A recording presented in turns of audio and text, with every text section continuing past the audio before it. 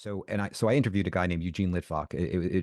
He's a mathematician, PhD. He's at the Harvard School of Public Health. He's been doing this work. Talk about perseverance and commitment for nearly 30 years. And I heard him lecture for the first time 25 years ago. He was already world renowned at that point. He had already figured out what was the cause for overcapacity in hospitals, and it has nothing to do with what you would ever think about. Why are EDs crowded? You would never guess why. And he mathematically studied hospital systems, looked at patient flow, and figured it out. He figured out the root cause problem, and he figured out the solution. And he then deployed it in a handful of hospitals that saw phenomenal results as a result of it. And so the nurses, you didn't see overcapacity. You didn't get, nurses taking care of, 2 to 3 times the number of patients they could. And by the way, what he showed was, not him, but others have shown that, let's say a nurse is supposed to take care of 4 patients on a floor. Let's say that's the ratio, 4 to 1. If you had a fifth patient, mortality for every one of those patients goes up by 7%.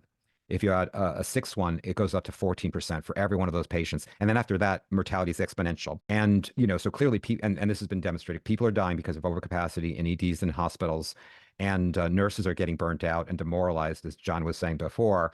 And we're losing people because for the simple reason that it's just the capacity is just overwhelming and it's not right.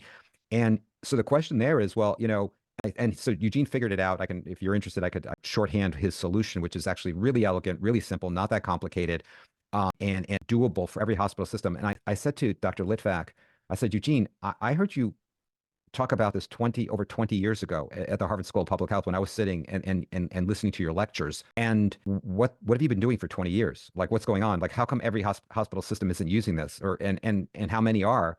And he said to me, very few. He shared some examples, Cincinnati Children's and a handful of the Mayo and a handful of others, but the vast majority are not. And so you're seeing the overcapacity, you're seeing the overwhelm, you're seeing the burnout. It's the reason why people, are not able to survive in the hospital systems for very long. Um, I said to him, so what's the answer? Why isn't it everywhere? And he just stopped and he said one word: leadership. Mm-hmm. That was his response. And he told me a story when he was sitting in front of a C-suite. The CEO of a large hospital system had called him in and said to him, Eugene, I've studied your papers, I've studied your books, I've studied the examples. I want to do this here. Will you work with me? And Dr. Litvack turned to the CEO in front of the entire C-suite and said, no, I won't. And the CEO was shocked. And he said, I don't understand. Why won't you work with us? And Eugene turned to him and turned to the other EVPs in the room and said, I see a lot of smiling faces here, but I've been doing this for a long time. And I guarantee you that one of the people in this room will make sure that what I'm doing won't happen.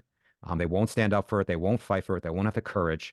And it'll be sabotaged. Mm-hmm. I've been in this movie too many times to just agree to do it again. And he said, and Eugene has a phrase, he says it's kind of like cutting through cream cheese.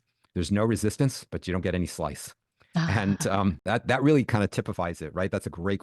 Eugene is Russian. Maybe it's a Russian saying, I don't know, but he then he looked at the CEO straight in the face. Says, I there's no amount of money you could get me to do this work here. And the CEO wrote down something on a piece of paper and handed it to Eugene. He said, that's my cell phone number. I promise you, if you run into any trouble with anyone here remotely involved with not helping you, I want you to immediately call me on my cell phone and give me that person's name, and I will take care of it. I promise you. And he turned to the people in the room and he said, you don't want to be on the other end of that phone call. I Mm-hmm. promise you. And then he turns to Eugene and he says, now will you work with us? And Eugene says, yes.